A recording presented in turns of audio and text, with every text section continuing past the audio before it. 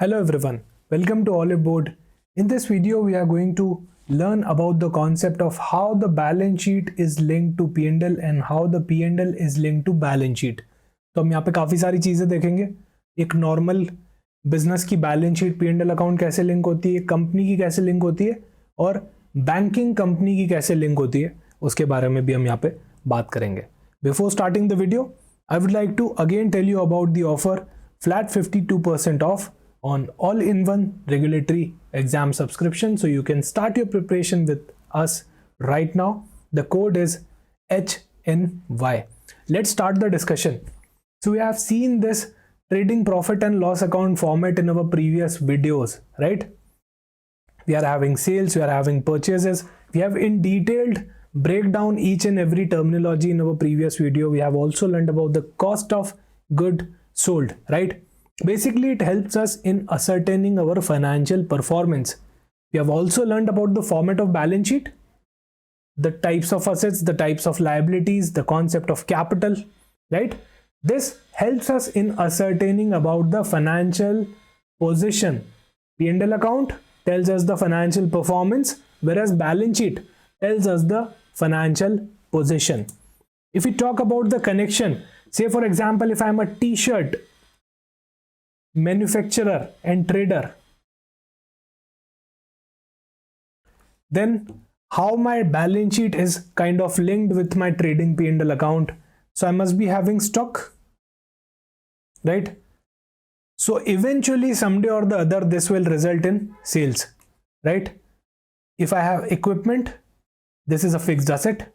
Eventually this will help me generate future economic benefit, right? Future economic benefit. So assets are something that put money in my pocket in the near future. Next year, I expect this stock to be sold. So this will bring me sales. This equipment will help me create more stock. Eventually it will result in sales, right? So यहाँ पे linkage का समझ में आता है कि जो assets होते हैं that give us the ability to generate cash flow. और जो लाइबिलिटी होती है, say for example bank overdraft, right? तो ऐसा बैंक ओवरड्राफ्ट लेने से क्या होगा, मेरा इंटरेस्ट एक्सपेंस जनरेट होगा, right? So this will result in an outflow of cash. Liabilities are something that put money out of my pocket, right? That take money out of my pocket. Asset is something that put money in my pocket, right? So in this manner they are linked. ये दोनों छोटे businesses जो होते हैं वो लोग बनाते हैं trading P&L account and balance sheet T-shaped format में. ये भी हमने डिस्कस किया था. अगर आप एक कंपनी हो तो शेड्यूल 3 के हिसाब से बनाओगे. कंपनीज एक्ट 2013 में जो शेड्यूल 3 गिवन है, you will make the balance sheet as per format of schedule 3, right? If you are a company, you will make the profit and loss account statement as mentioned in the companies act schedule 3, right? Linkage सबका same रहता है. Basically क्या होता है ना, business model क्या है. अगर मैं एक ट्रेडर हूं, टी शर्ट का ट्रेडर हूं, ऐसे केस में क्या होगा ना, मेरी असेट्स क्या होंगी, इक्विपमेंट्स होंगी, राइट? यानी कि plant and machinery, stock, building हो सकती है, ऑफिस हो सकता है, बहुत सारे तरीके की असेट हो सकती है. लाइबिलिटीज क्या क्या होंगी, bank OD, creditors, long term loan any kind of, right, from bank. तो ये मेरी लाइबिलिटी हो सकती है. अब ऑब्वियस सी बात है, रेवेन्यू मेरे लिए क्या होगा, जो सेल ऑफ टी शर्ट्स है, राइट? जो मेरा स्टॉक है, जो मैंने बेचा, वही तो मेरा रेवेन्यू होने वाला है. That is my income. मेरे एक्सपेंसेस क्या होंगे, जो मैंने लाइबिलिटीज ली हैं उनके ऊपर इंटरेस्ट हो गया, सैलरी का खर्चा हो गया, राइट?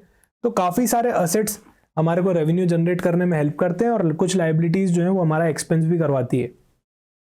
बात करें बैंक के बिजनेस मॉडल की, so this model is a bit different from a general business, right? एक बैंक करता क्या है आखिर, बैंक टेक डिपॉजिट्स, राइट? से फॉर एग्जांपल 6% पे डिपॉजिट ले लिया, आगे इसको लेंड कर दिया, right? In the form of loan, in the form of credit at 12%. यही तो बैंक का बिजनेस मॉडल होता है. यहाँ पे कोई असेट्स थोड़ी होती है, यहाँ पे कोई स्टॉक थोड़ी होता है. बैंक का क्या प्रोडक्ट होता है, फाइनेंशियल प्रोडक्ट्स होता है, राइट? डिपॉजिट्स लेना, एफडीज लेना, सेविंग बैंक के अंदर एक्सेप्ट करना, करंट अकाउंट में एक्सेप्ट करना और उनको आगे लोन की तरह, बैंक ओवरड्राफ्ट की तरह दे देना। तो मेजर इनकम और मेजर एक्सपेंस यहाँ पे क्या होता है? इंटरेस्ट होता है, कोई प्रोडक्ट का नहीं होता, राइट। हालांकि सैलरीज तो डेफिनेटली पे करनी होती है, पर असेट्स की बात करें तो यहाँ पे प्लांट एंड मशीनरी बहुत कम होती है, सिर्फ कंप्यूटर्स होते हैं जनरली, राइट। तो ये सब मॉडल के अंदर फर्क होने से पूरी अकाउंटिंग भी चेंज हो जाती है। Now let's talk about the financial statements of a banking company. जैसे आप वहां पे नोट्स टू अकाउंट्स बनाते हो नॉर्मल अकाउंट्स में, यहाँ पे you need to prepare the schedules, right. So form A के अंदर आपके बैलेंस शीट के शेड्यूल्स आते हैं। You don't have to remember each and every name, सिर्फ एक स्ट्रक्चर बता रहा हूं आपको, right. You will be seeing the balance sheet format and the profit and loss account format as well. तो शेड्यूल 1 कैपिटल का हो गया, शेड्यूल 2 रिजर्व्स एंड सरप्लस का हो गया। जैसे हमने नोट्स टू अकाउंट्स याद नहीं किए, सिर्फ देखे, वैसे ही ये सिर्फ एक अंडरस्टैंडिंग पर्पस के लिए है, इसको आपको याद नहीं करना। फिर डिपॉजिट्स, राइट, बोरोइंग्स, तो ये सारे बैलेंस शीट आइटम्स हो गए जो आपके 12 शेड्यूल के अंदर आते हैं, 12 शेड्यूल के अंदर।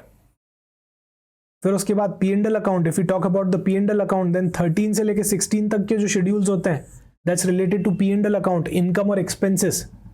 If you talk about annual report, 2 schedule annual report का भी पार्ट बनते हैं, 17 और 18, significant accounting policies and notes forming part of accounts, right. तो 18 शेड्यूल्स के अंदर बैंक का balance sheet, P and L account और एनुअल रिपोर्ट डिवाइडेड है।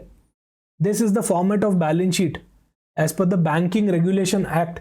Every bank has to follow this kind of format, right. वो schedule 3 के format में नहीं बना सकते, टी शेप फॉर्मेट में नहीं बना सकते। They need to make the balance sheet and P and L account in the format as prescribed by the Banking Regulation Act. Why? Because bank has a different business model. We cannot generalize a thing कि अच्छा ठीक है सब T shape में बना लो, सब schedule 3 में बना लो, नहीं। अगर आपका बिजनेस मॉडल चेंज होगा तो प्रेजेंटेशंस भी चेंज हो जाएंगे अकाउंटिंग के, right. So here we can see form A के अंदर ये बनी है, form of balance sheet, right. तो यहाँ पे एज ऑन डेट आ गई, बैलेंस शीट की ईयर एंड की डेट आ गई। In the liability side, capital and liability, we can see capital, reserves and surplus, so looks kind of similar only. Deposits, business model change हो गया, right? Deposit liability हो जाएगी एक bank के लिए, right? किसी से FD ले लिया, that's a kind of deposit. The bank needs to pay interest on this. This is a liability for the bank, right? किसी से लोन ले लिया बैंक ने, तो borrowing हो गई.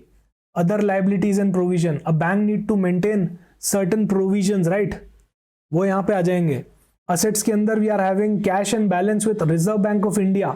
Bank also need to keep the cash with the RBI, right. Balance with bank and money at call, किसी और बैंक को आपने शॉर्ट नोटिस पे मनी दिया है, राइट, कॉल मनी दिया है, in that case that's an asset for you. Investments, as a bank you will be investing your money into so many investments, right, that's an asset.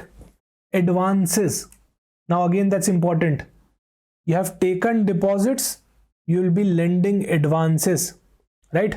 advances आपके लिए asset हो गए। जो loan आपने लोगों को दिया है, हाउस लोन हो गया, पर्सनल लोन हो गया, राइट, कार लोन हो गया, it can be any kind of loan, that's a advance. फिर आते हैं फिक्स असेट्स, फिर अदर असेट। अच्छा, बैंक के अंदर फिक्स असेट कम होते हैं, एडवांसेस ज्यादा होते हैं, क्योंकि बिजनेस मॉडल चेंज हो गया। अभी हम टी शर्ट नहीं बना रहे, अभी हम पेन नहीं बना रहे, अभी हम फाइनेंशियल प्रोडक्ट सेल कर रहे हैं। बेसिकली हमारा बिजनेस क्या है? डिपॉजिट्स लेना और उनको एडवांसेस के अंदर दे देना। हमारा बिजनेस कोई प्रोडक्ट बेचना नहीं है, फिजिकल प्रोडक्ट नहीं है हमारे पास सारे फाइनेंशियल प्रोडक्ट्स हैं। And then we are having contingent liability and bills for collection. You can see that this is outside the balance sheet. Total तो यहाँ पे हो चुका है सारी चीजों का, यहाँ कोई टोटल नहीं हो रहा, राइट। ये आउटसाइड चीजें हैं जो बैलेंस शीट के अंदर से प्रेजेंट हो रही है। These are actually not a part of balance sheet, they are just for presentation purpose. इनके बारे में किसी और वीडियो में जरूर बात करेंगे। अगला आता है प्रॉफिट एंड लॉस अकाउंट। अब ऑब्वियस ही बात है, एक बैंक की क्या इनकम होगी? इंटरेस्ट अर्न्ड, कितना पैसा इंटरेस्ट से कमाया लोन पे, जो लोन दिया उस पर कितना पैसा आया। अदर इनकम भी हो सकती है। एक्सपेंडिचर में सबसे बड़ा इनकम क्या, एक्सपेंस क्या हो सकता है? इंटरेस्ट एक्सपेंडेड, राइट, जो आपने डिपॉजिट्स लिए उसके ऊपर इंटरेस्ट पे किया, तो ये सबसे बड़ा एक्सपेंस हो जाएगा बैंक के लिए। ऑपरेटिंग एक्सपेंसेस, सैलरीज वगैरह पे करी, लाइट का खर्चा पे किया, प्रोविजन एंड कंटिजेंसी, कोई प्रोविजन बना लिया, bank are required to create a lot of provisions, right, for contingencies. Then you will be getting your profit and loss. उसके बाद appropriations होते हैं, एक बैंक को ट्रांसफर्स भी करने पड़ते हैं काफी सारे रिजर्व्स के अंदर. सो अप्रोप्रिएशंस हो गए. Now let's understand how balance sheet and P&L account are linked with each other. Okay, how they are linked with each other. So if you talk about balance sheet, यहां पे आपको liability side के अंदर deposit दिख रहा है. ये वो डिपॉजिट्स हैं जो आपने लोगों से लिए, राइट. ये पैसा आपने लोगों से लिया है, इस पे यू नीड टू पे इंटरेस्ट. सो अल्टीमेटली आपका एक्सपेंडिचर बन जाएगा interest expense, right. This will cause your expenditure. Liability से क्या होता है, पैसा बाहर जाता है, money will go out of your pocket. Asset की बात करें तो यहां पे एडवांसेस जो आपने दिए हैं लोगों को, right. Advances you have given to people. House loan दिया है, कार लोन दिया है. So this will earn you interest. You will be earning interest. ये आपका इंटरेस्ट अर्नड के अंदर आता है, राइट. तो यहां पे देखो असेट क्या कर रहा है, इनफ्लो क्रिएट करवा रहा है आपके लिए.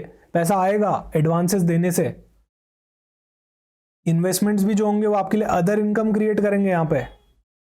सो in this manner the balance sheet and P&L account are linked with each other. जितनी आपके पास इनकम जनरेटिंग असेट्स होगी उतनी ज्यादा आपके पास इनकम होगी.